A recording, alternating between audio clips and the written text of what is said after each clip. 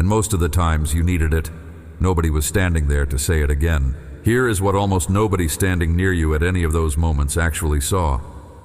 You were counting. Maybe not stars themselves. You gave up counting those somewhere around childhood the way everyone does. But something. The ceiling tiles in a waiting room, 12 across, 9 deep. Memorized without deciding to memorize them. The steps down a hospital corridor, the same 41 steps every time. Counted under your breath like a rosary you never chose. The days since the last real conversation with the person who used to call weekly.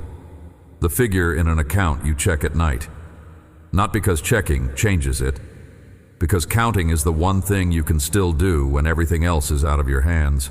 You have built a private arithmetic for surviving a night that will not resolve itself before morning. You never wrote it down anywhere. You did not have to. And underneath the counting sits a conclusion you have never said to a single person, not even to yourself, in full sentences.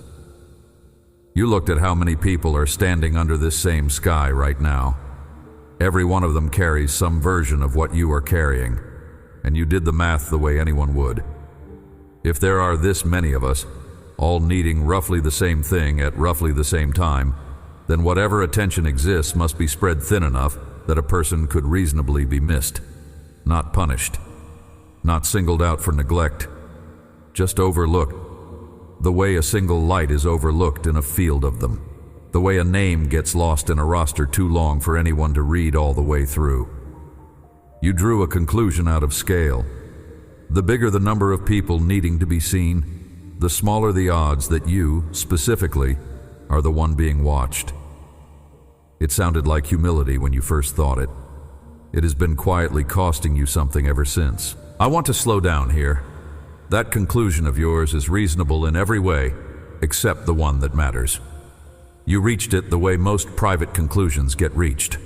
Not in a single afternoon of deciding, by watching how the visible world actually runs. A large company cannot know every employee by name. A packed waiting room cannot give each patient the same 40 minutes. A crowded feed cannot linger on any one face for more than a second. Scale, in almost every system you have lived inside, dilutes attention. You learned that honestly, from 100 ordinary places that taught it without meaning harm. And then you did what people do with a lesson that keeps proving itself. You applied it everywhere, including to the one relationship where it was never how anything worked. Some of what convinced you was not even about being forgotten by anyone in particular. It was the sheer weight of numbers, a whole planet of people awake in some time zone or another, most of them carrying a private version of your exact ache. A diagnosis, a debt, a marriage gone quiet, a child who stopped answering.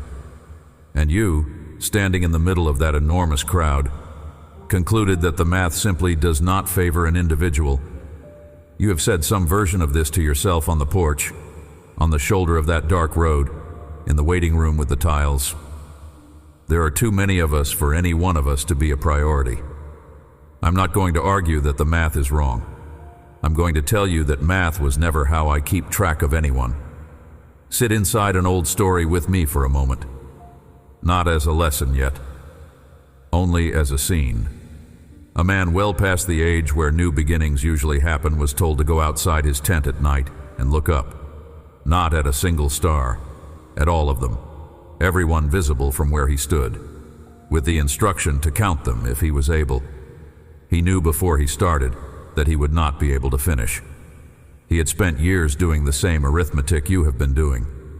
He had concluded, from the size of his disappointment, that whatever was promised had likely been meant for someone else. Someone whose story had more room left in it than his did. He was brought outside so the size of the sky could correct the size of his doubt, not by making him feel small.